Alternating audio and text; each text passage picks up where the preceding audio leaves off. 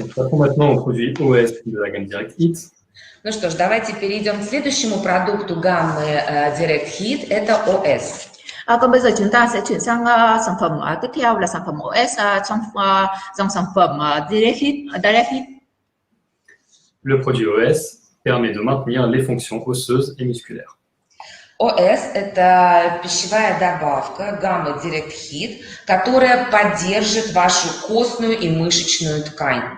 OS là thực phẩm bổ sung mà củng cố trong dòng sản phẩm chuyên sâu và nó củng cố chức năng xương và cơ. Les os sont continuellement soumis à un processus de renouvellement. Кости постоянно подвергаются процессу обновления. Xương của chúng ta liên tục trải qua quá trình đổi mới. Notre capital osseux s'adapte en remplaçant l'ancien tissu par un nouveau. И состояние нашей костной ткани адаптируется и каждый раз заменяет старую ткань на новую. Và tình trạng xương của chúng ta thì thường xuyên được thích nghi và với các căng thẳng sinh học của sự tồn tại của chúng ta. Ce processus confère à l'os d'incroyables propriétés d'auto-guérison. Этот процесс дает костям удивительные свойства самовосстановления. Và bằng cách này thì thay thế mô cũ bằng mô mới, và quá trình này mang lại cho xương các đặc tính phục hồi tuyệt vời. Mais dans certains cas, ce processus naturel d'auto-réparation est insuffisant.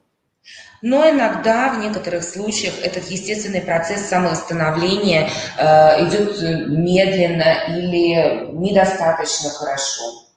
Tuy nhiên, trong một số trường hợp cố định thì quá trình tự sửa chữa tự nhiên này đã không đủ, và việc bổ sung không đủ hoặc là chậm. Un apport en vitamines et minéraux peut alors s'avérer nécessaire.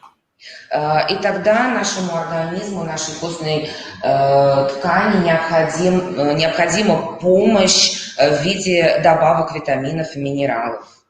Và do đó cơ thể chúng ta cần sự trợ giúp, và việc bổ sung vitamin và khoáng chất có thể giúp ích.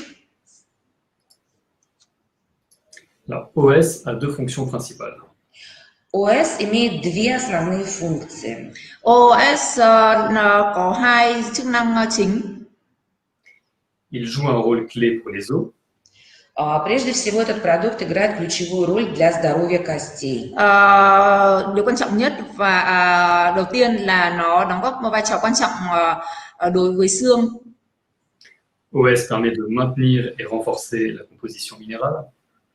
ОС поддерживает и усиливает минеральный состав костей. OS duy trì thành phần khoáng chất của xương.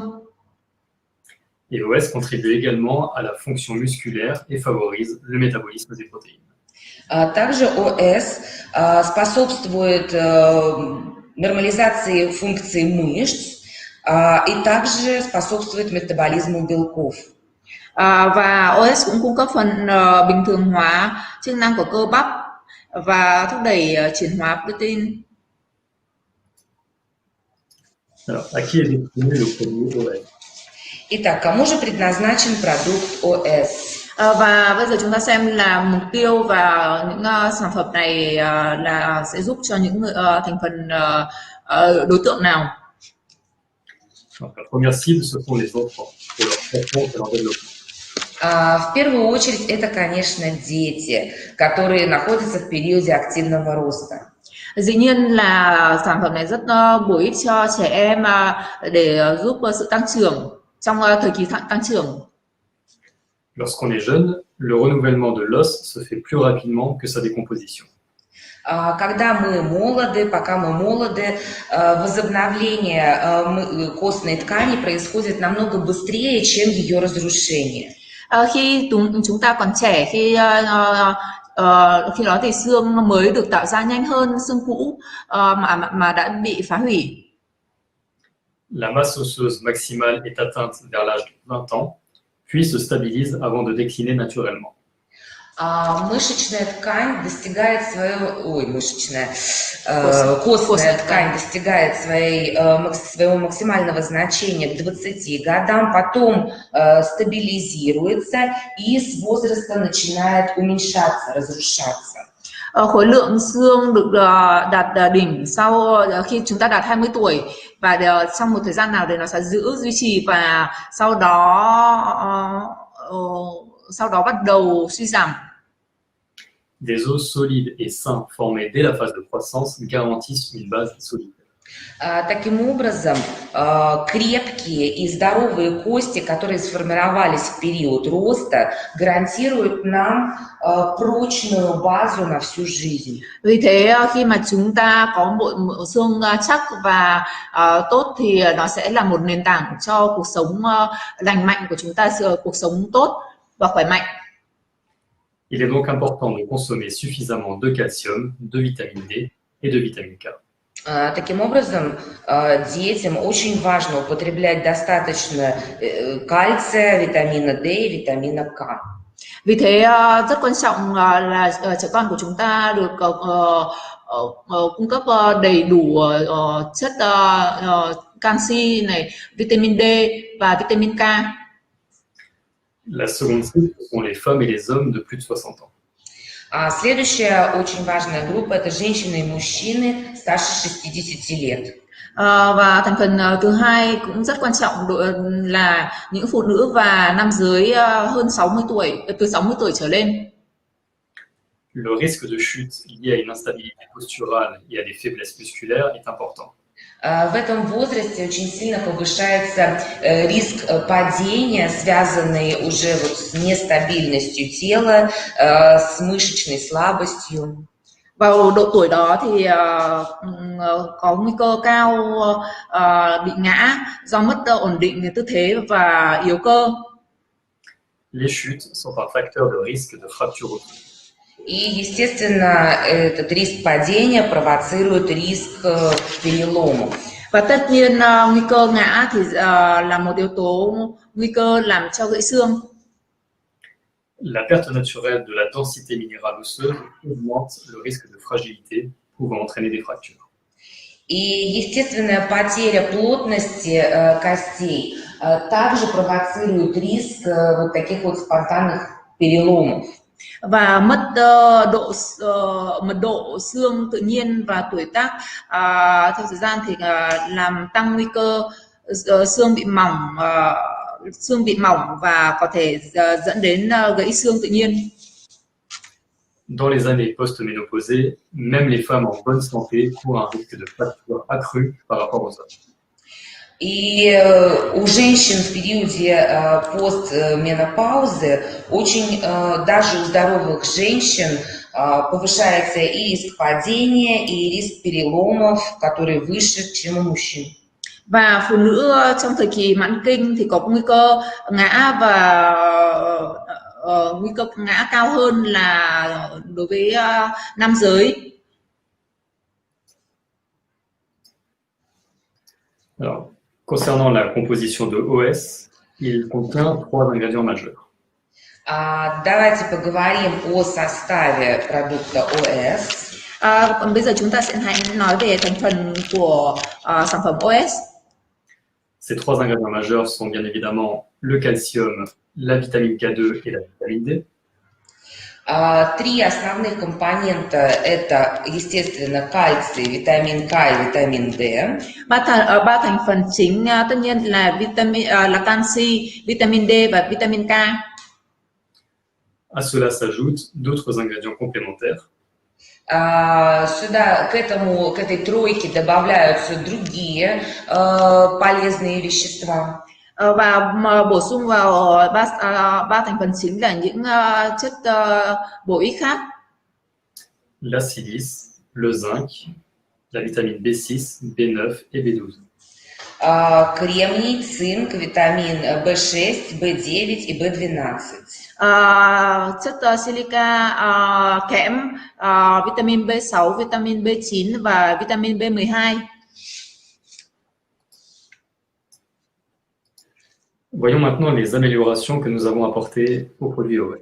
Давайте посмотрим на нашу традиционную таблицу, да, какие улучшения мы внесли в формулу продукта ОС. Bây giờ chúng ta sẽ xem cái bảng thường trị của chúng ta, cái bảng so sánh sản phẩm cũ và sản phẩm mới, và để xem chúng ta đã củng cố sản phẩm mới như thế nào. Nous utilisons un calcium bioactif breveté d'origine marine en provenance d'Islande. Итак, в составе ОС мы используем кальций, запатентованный, морской, биологически активный из Исландии. Trong sản phẩm mới chúng tôi dùng canxi là canxi hoạt tính sinh học biển từ Iceland. Le shilajit a été remplacé par du bambou riche en silice. Шиладжит был заменен экстрактом бамбука, который богат диоксидом кремния. Chiết xuất shilajit được thay thế bằng chiết xuất tre mà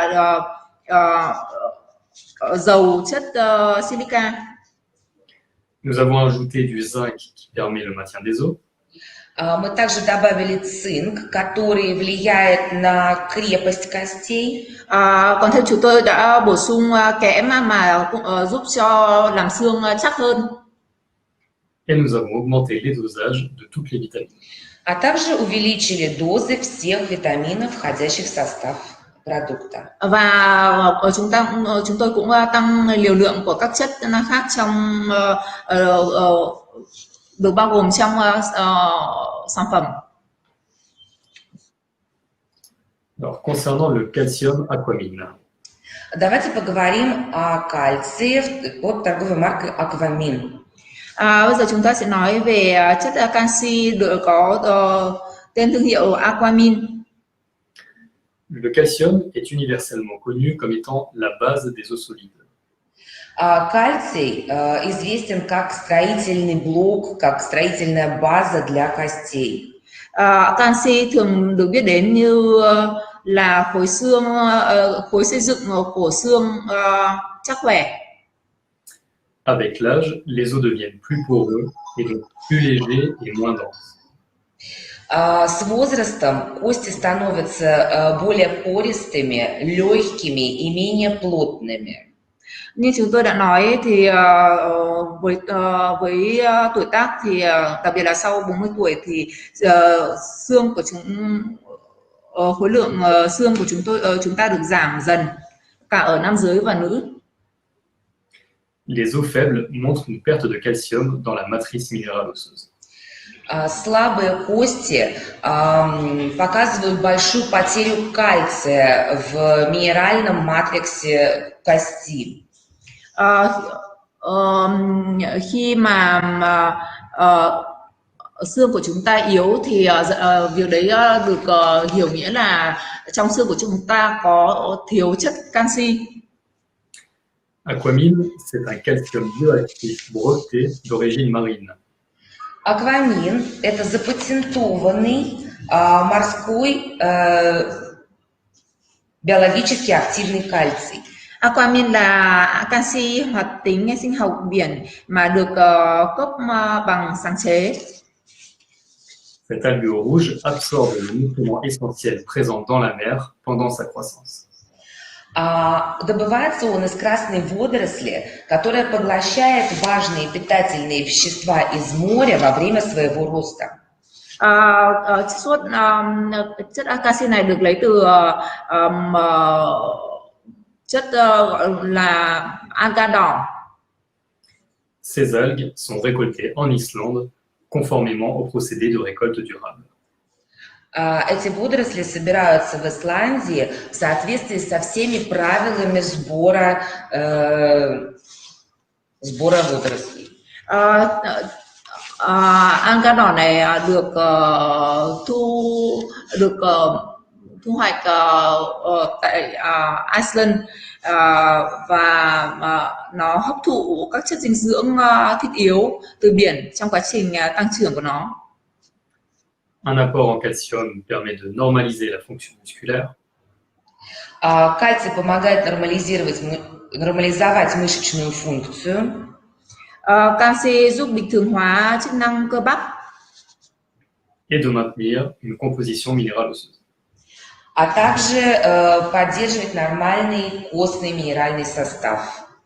và duy trì thành phần bình thường của xương. Alors, concernant la vitamine K, Что касается витамина К. Còn bây giờ chúng ta sẽ nói về vitamin K. la vitamine K est vitale pour la construction osseuse. Витамин К просто жизненно необходим для формирования костей. Vitamin K rất quan trọng cho việc xây dựng xương, mình có thể nói là quan trọng quan trọng cho cuộc sống của chúng ta, cho khả năng xương chúng ta. Elle permet de diriger le calcium vers les os plutôt que vers les artères. Именно витамин К направляет поступающий кальций в кости, а не в артерии. Chính vitamin K hướng canxi vào xương thay vì vào động mạch. Une supplémentation quotidienne en vitamine K est efficace pour contrôler le taux de calcium. Ежедневный прием витамина К является эффективным методом контроля уровня кальция в крови. Việc bổ sung vitamin K hàng ngày là một phương pháp hiệu quả để kiểm soát mức canxi trong máu. Elle aide à promouvoir un développement osseux solide et maintenir une circulation saine. Кальций способствует развитию крепких костей и поддержанию здорового кровообращения. Nó giúp đẩy sự phát triển xương mạnh mẽ và duy trì sự lưu thông khỏe mạnh. Lưu thông máu khỏe mạnh. Les études sur l'effet de la vitamine K démontrent une progression plus lente de la calcification. Исследование влияния витамина К на здоровье сердечно-сосудистой системы демонстрирует более медленное прогрессирование кальцификации, то есть окостенение сосудов. Với các nghiên cứu về tác dụng của vitamin K đối với sức khỏe tim mạch cho thấy là nó giảm đáng kể độ cứng động mạch và tiến triển vôi hóa chậm hơn. Alors, concernant la vitamine D. Переходим к витамину D. Còn bây giờ chúng ta sẽ chuyển sang vitamin D. La vitamine D facilite l'absorption du calcium par les intestins. Витамин D3 способствует всасыванию кальция из кишечника в кровеносную систему. Vitamin D3 hỗ trợ hấp thụ canxi từ ruột và vào máu, nơi nó có thể được đưa vào hoạt động. Elle peut réduire le risque de chute, la chute étant un facteur de risque de fracture. Витамин D3 может снизить риск падения, так как именно падение является фактором риска переломов костей. Vitamin D có thể giảm nguy cơ ngã vì ngã là một yếu tố rất nguy hiểm, yếu tố quan trọng dẫn đến gãy xương. La vitamine D est essentielle à la croissance osseuse des enfants. Витамин D просто необходим для роста костей у детей. Vitamin không thể thiếu cho sự phát triển của xương của trẻ em. Et enfin, quelques mots sur les autres ingrédients. И давайте скажем еще несколько слов о других ингредиентах. Và bây giờ chúng ta sẽ nói thêm một chút về các thành phần khác trong sản phẩm. Alors, notre extrait naturel de bambou contient 75% de silice. Итак, натуральный экстракт бамбука содержит 75% диоксида кремния. Chiết xuất tre tự nhiên có chứa đến 75% silica. Concernant le zinc, il contribue au maintien des os normaux ainsi qu'au métabolisme acido-basique. Цинк способствует поддержанию нормального химического состава костей и способствует нормальному кислотно-щелочному обмену. Còn kẽm thì góp phần duy trì xương bình thường. Kẽm cũng góp phần vào bình thường chuyển hóa axit amazon. La vitamine B6 contribue au métabolisme normal des protéines. Витамин B6 способствует нормальному метаболизму белка. Vitamin B6 thì góp phần chuyển hóa protein bình thường. Les vitamines B9 et B12 jouent un rôle dans le processus de division cellulaire.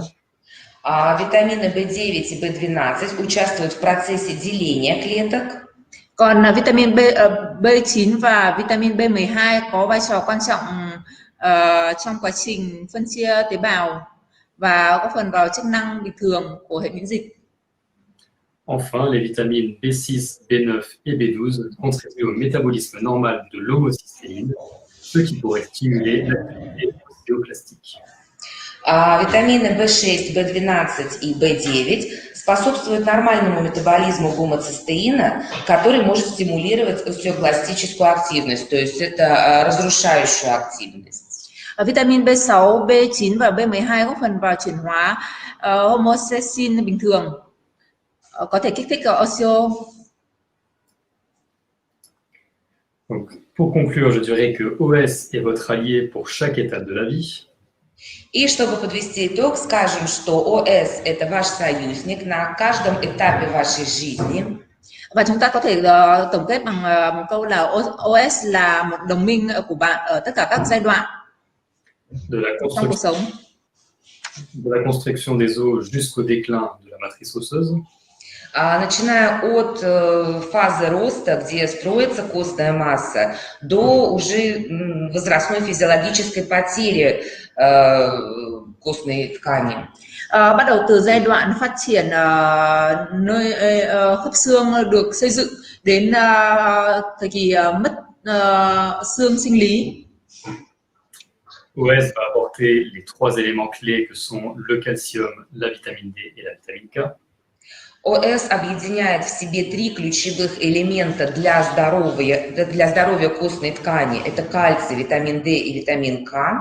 OS bao gồm những yếu tố chính giúp cho xương của chúng ta khỏe mạnh, đó là canxi, vitamin D và vitamin K. Auxquels s'ajoutent des vitamines. А также формула поддерживается витаминами и минералами для оптимальной прочности костей. Và được hỗ trợ bởi các vitamin và khoáng chất giúp xương chúng ta khỏe mạnh hơn. Le webinaire touche à sa fin. Наш вебинар подошел к концу. Buổi webinar của chúng ta đã đến đây là kết thúc. Merci à tous pour votre attention. Большое спасибо за внимание. Cảm ơn các bạn đã lắng nghe. До свидания. Au revoir. Здравствуйте.